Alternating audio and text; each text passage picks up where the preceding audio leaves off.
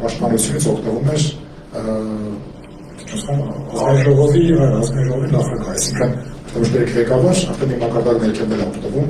ապօրինի քրեական պաշտպանությունից։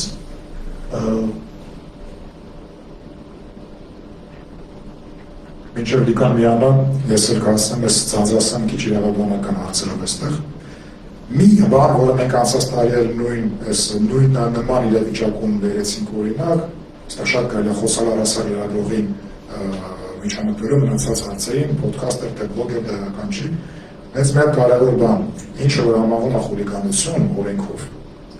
Խուլիգանության պարտադիր պայմանն է անարգալից վերաբերմունքի նպատակը հանրության նկատմամբ։ Ուղղակի վիրավորելը մարդուն, մարդկանց, խմբին կապ չունի, եթե դա նպատակը բուն վիրավորելն է, դա խուլիգանություն չի։ Խուլիգանությունը հանրությանը կատամբ անարգանքն, այսինքն որ ձևակերպենք, խուլիգանությունը պաշտպանում է հանրության հարգված լինելու իրավունքը, կարող ենք այսպես ասել։ Ինչպես կարող է լինել անարգանքը նպատակ, երբ որ մարդը պատրաստվում է օգտագործել հայհոյանք որևէ կամ ինչ-որ կոպիտ բառ, նախապես զգուշացնում է դրա մասին, որում սա երկրորդ անգամն է, անցած տարի, երբ որ նույն պատճառով իրանք հետապնդվել էին, հետո արդարացվել, իրենք կայքին զգուշացել են, որ այս հատվածում լինելու է հայհոյանք։ Հիմա իրանք արդեն հեռարձակումից առաջ են դա զգուշացրել, շատ մանրամասն, եւ բնականաբար հանրության են անդամները, ովքեր կարող է անհարգալից վերաբերմունքից ված գային, ամբողջ հնարավորություն ունեին չնայելու։ Միայն այս դիսկլեյմերի անգլերեն ասած գոյությունը մենք կարող ենք արդեն համարենք հիմնավոր, որ խուլիգանությունը առհասարակ իրարելի չէ, ու գնայինք առաջ, բայց ստեղ կա ուրիշ դասավորումներ։ Բացի բուն բացի պոդքաստերներին ձեր ազատազրկելուց արգրավվել էր անտիֆեկտիվի գույքը։ Տեսախցիկները, կրիչները, երոտայինները կարծեմ, որ տեսախցիկը դրվում է։ Կրկին հիշենք Կոջոբայելի դեպքը, որ հանցագործության թեման պոստերից դեպքում հեռարձակված տեսանյութի ինչ-որ վարքյանները։ Ինչ կային ուսումնասիրելու ուտեղ։ Սա արդեն դասակարգային խնդիր է դառնում, բայց չէ, արգրավում են արգրավում են տեսախցիկները, արգրավում են մյուսները, որոնք անհրաժեշտ են լրատվամիջոցին աշխատելու համար։ Ստեղ մենք ավելացնել, որ արգրավված տեխնիկայի մեջ ոչ մի բան չկար, որը ինչ-որ մի ձև կբացահայտեր այդ խուլիգանության շարժառիթները, կամ ինչ-որ մի ձև կբերեր է դրան, որ այդ խուլիգանությունը չէր կրկնվի, կամ էլ ինչ-որ մի բան։ Այսինքն մարդկանցից արգրավել են իրանց հեռախոսները, իրանց համակարգիչները, շատ մեծ քանակով տեխնիկա, ու եթե հիշում եք մեր նախորդ տարվա զեկույցը, ու էլի իմ խոսալը այս կնայով, դա որպես կանոն արվում է նրա համար, որ այդ սարքերը երկար ժամանակ պահեն, էլ հույսով, որ պահելու ընթացքում հնարավորություն կառաջանա տեխնիկապես այդ սարքերի պարունակությանը հասանելիություն ստանալ։ Այսինքն շատ տեխնիկական թեմայի մեջ չխորանալով, սենց է, եթե այսօրվա դրությամբ կա այսօրվա ապդեյթը հեռախոսների կամ կամպյուտերների վրա, ապա օրինակի համար 6 ամիս հետո կգա նոր ապդեյթ, իսկ եղած վերսիայում ծրագրային ապահովման, որ կա այդ համակարգիչների մեջ, այդ համակարգիչները կամ հեռախոսները հնարավոր կլինի բացել։ Ու արգրավելու նպատակը այն է, որ այդ տեխնիկան, այդ անձնական օգտագործման էլեկտրոնիկան հավաքել ու դրանից հետո հնարավորին չափով երկար ժամանակի ընթացքում դոստուկ ստանալ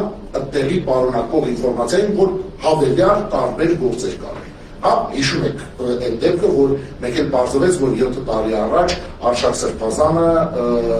թմրալուտ էր դրել ինչ-որ մեկի ինչ-որ մեկի լուծակի մեջ։ Այդ նույն հա, էլի, մի խոսքով սկզբունքը այն է, որ իրանք գտնում են 1000 մի տարբերակ, որ